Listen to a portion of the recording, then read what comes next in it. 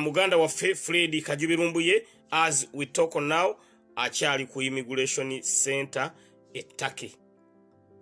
Kino kyo kyajjewo speculations ezibaddewo ti ali wali confirmed ali ku immigration center ettake awali. Ne mu kubeera awo tetumwetaagawo, tumwetaaga kubeera nga ali free, tumwetaaga kubeera nga ali mu kuweereza ggwanga ku online ye eya Fred Lumbuye. Tetumwetaagaawo, awo tetumwetaagawo. Era ekitukoza bino byonna, ekitukoza zi live zino zonna ez'okumu twetaaga muganda waffe abenga tali awo. Abokenya Robert onge Mr. Update nange kwendi ntumbudde. Tetumwetaaga waawo ku immigration. Era ku makya nkedde bukezi ne mbagamba enamba ya immigration Mr. Update yino ngifunye.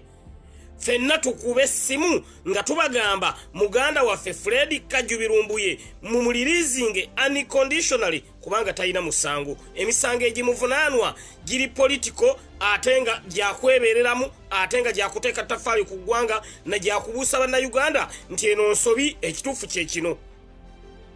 Ekivunaanya Fred Lumbuye kubuusa banna Uganda nti bannange eno nsobi ekituufu kye kino, ekkuba ettuufu lye mulina okukwata lye lino, gye misango egimuvunaanwa. Of which egyo Mr. Update tugizza buli lunaku kubanga tetuyinza kulaba ggwanga lyaffe nga liwaba ne tusirika busirisi. N'olwekyo gye gimu ku misango egimuvunaanwa, kitegeeza tayina musango. Agamaanyi ge bateeka ku Fred Lumbuye bandigatadde mu kulwanyisa ab'ebijambiya. Amaanyi bandigatadde ku kulwanyisa ab'ebijambiya okusinga okugateeka ku Fred Lumbuye. Naye abasajja b'ebijambiya bajja ne bawandiika ne bagamba enkya tujja ssaawa 6 era ne bajja. Kati waliwo ekitundu ekimu bakiyita kannabulemu. Ab'ebijambiya bawandiise bawandiika ennaku 2 emabega ne bagamba tujja. Kati jjo ne baddamu ne bawandiika ne bagamba banange mutusonyiwe, omu ku batemi baffe ejjambiya ye teyagiwagadde, naye enkya bwana bagiwagadde tujja kujja. Ne banaye oba Uganda ne simanyi nti oba bino mu nsi endala gyebiri bannange. Sabo abasajja ab'ebijambiya bawooninga ennaku 2 nti bagenda kujja. Kati jjo ne baddamu ate ne bawandiika ekiwandiiko ekirala nga kigamba mutusonyiwe, omu ku betutema nabo ejjambiya ye erabidde ogiwagala, naye tujja kudda mu nnaku 2 nga tugiwagadde. Can you imagine kyekigenda maaso mu ggwanga Uganda?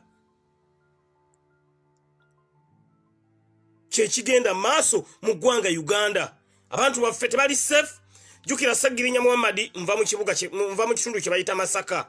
So abantu baffe ab'e Masaka bwe mbalaba nga bali mu mbeera bwetyo mpulira nga amaziga gaagala kumpitamu. Ne bajja ne balumba abakazi abakadde, ne batema abaana, ne batema kwegama n'owulira nga amaziga gaagala kuyitamu. N'olwekyo amaanyi mwandibadde mugateeka ku bantu abo ab'ebijambiya. Kyokka ekisinga okwewuunyisa bwe bamala otema abantu ne baleeta akabwa. Balina akabwa awo embwa eri emu e Masaka.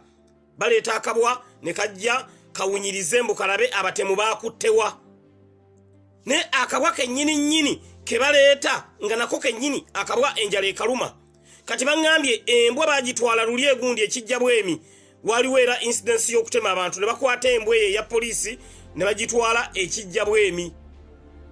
Oba muwulira? Ne bagitwala ekijja bwemi. Bwe bakwata embwa ne bagitwala ekijja bwemi ne bagitwala wali we batemedde abantu nga banoonya evaawo egene ng'etambula esobole okubeera ng'ebatuusa ku mutemu. Embwa n'egenda ng'etambula. Kati ku njunga 6 n'esanga omukyala yabadde asiika nva. Embwa awo eyayimiridde ku mukyala asiika enva teyavuddewo, nereeta olulimi netandika okubeera nga eyagala kujjamu kifi mu sepiti, nga kitegeeza baleese embwa nga njala. Kubanga embwa singa omukyala yabadde nga tugeze ali paati ku kibinja ekyo, embwa yandibadde ekwagula mu kwagule bweti nemukwata. Wabula embwa yalaze nti njala yadidde ne olulimi netandika nga njala era embwa erookalooka bweti ng'eyagala kifi kya nnyama kulya. Baleeta embwa nga nayo yennyini enjala egiruma. nti Lumbuye embwa ezze okubeera ng'ewunyiriza baani abo abakoze ekikolobero, baani abo abatemye abantu. Balina akabwa kamu ke kawunyiriza wali ke kagenda ne kakola kino ne kagira kati kyokka n'embwa yennyini n'ebalema okuwa emmere. Kati abantu ne beebuuza ne bagamba omukyalo ono abadde asiika enva yabibaddemu oba naye ng'embwa eremedde ku ntamu y'ennyama tevaawo, esimbye Nakakongo tevaawo, ng'embwa ebalaga ti bannange ono talina ttabbu naye enjala yennuma. Bye biri mu ggwanga Uganda. Simanyi nti ebintu ebiri mu ggwanga Uganda mu nsi endala bannaye gyebiri. Noleeta embwa ku mission nga n'enjala yennyini egiruma. Kyekyabaddewo mu kibuga Masaka. Omwana nanga nti Mr. Pude kino kye tulabire tukirabanga tusose ne tugamba omukyalo ono yabibaddemu ne byannaku naye kwegamba otukanoga nti bannange eno tabbu yennyini. Naye nga lwaki amaanyi ge mwonoonera ku Lumbuye temugamalira ku bantu baffe abali mu kutemulwa kati mu kibuga Masaka? Obunkenke buli eyo, kutya kuli eyo, bantu beebaka ssaawa 11 ez'olweggulo, bantu baba bamaze okuyingira mu mayumba nga beebase. N'olwekyo tusaba security organism mu ggwanga Uganda amaanyi mugateeke mu kibuga Masaka tutaase abantu baffe abatemulwa enkya n'eggulo. Naye abantu baffe batemulwa teri ayamba, buli naku ne bawoza tujja kukola ki? Tujja tunoonyereza mu Uganda anaakoma ddi? Ekyo kye twebuuza. Tunoonyereza afuuse tunoonyereza, tukyanoonyereza anaakoma ddi? Abatemu abajja ne bawooninga nti enkya tujja ne bajja, bwaba balemeddwa okujja ne baddamu ne bawandiika ne bagamba nti munnafoomu gwe tubadde tujja naye okutema yafiiriddwa mukyala we tetukyazze, tujja kujja okwosa enkya. Era okwosa enkya ne bajja. Nze sinalaba jjoogo na kutyoboola mbeera nga abasajja abakijambiya gye bakola. Ne batajja ne bawandiika nga beetonda nti mutusonyiwe obutajja. Kyekiri mu kibuga Masaka, kyekiri mu ggwanga lyaffe Uganda. N'olwekyo mbeera ya bunkenke, mbeera ya maziga, kyetusaba Omukama Katonda embeera eyo agituyiseemu naye si mbeera nnyangu. Kyova olaba tuvaayo ne tuvumirira ebikolwa ebyo kubanga because nze insecurity mu ggwanga lyaffe bayita Uganda ne tugamba lwaki security organism amaanyi tezigateekaawo okusinga amaanyi okugateeka ku Fred Lumbuye. Era twasubwa nnyo muganda waffe okubeera nga ali mu kukomera Lumbuye. Singa yatubuulira dda abali emabega w'ebikolwa ebyo baani ababirimu singa kati kuba Mr. Update Lumbuye drone yazindekera naye drone nze ate amawulire zigantuusaako leeti zigenda okujja ng'obudde bugenze zijja leeti.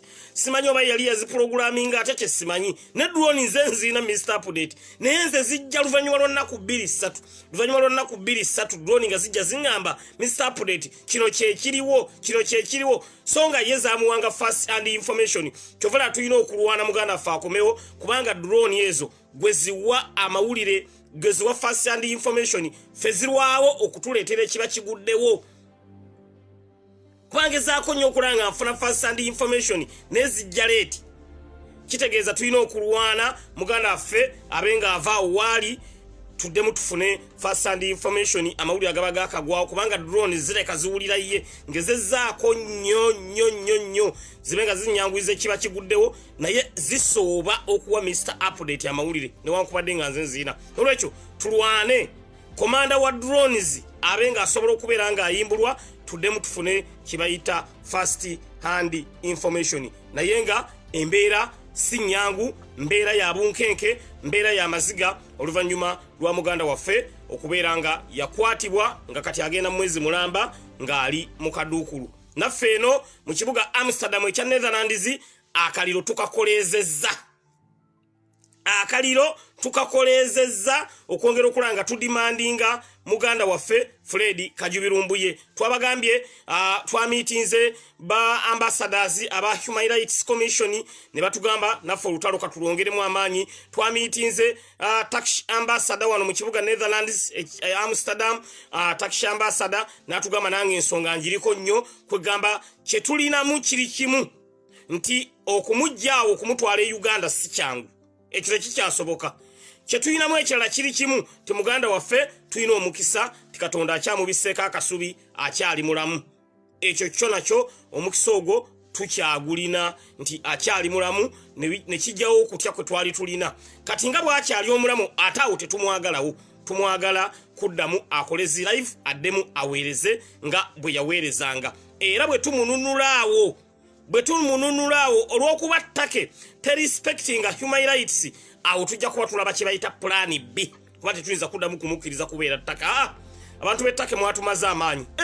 Nembeera ne headmaster ne mumuzannyisa. Abantu abeera n'omuntu ne bamuzannyisa. Abantu b'ettake bwe tumala okumununula nga tumubajjako kubanga temusobodde mmwe kumulaba mu value. Fe abamanyi value ye tumanyi ensi gy'alina okubaamu gye sijja kwogera wano. In case Katonda abaana abatusaasidde ne tumununula, tetuyinza muddamu mukkiriza kubeera ttake, tekisoboka. Bantu b'ettake tetuddamu kumubawa.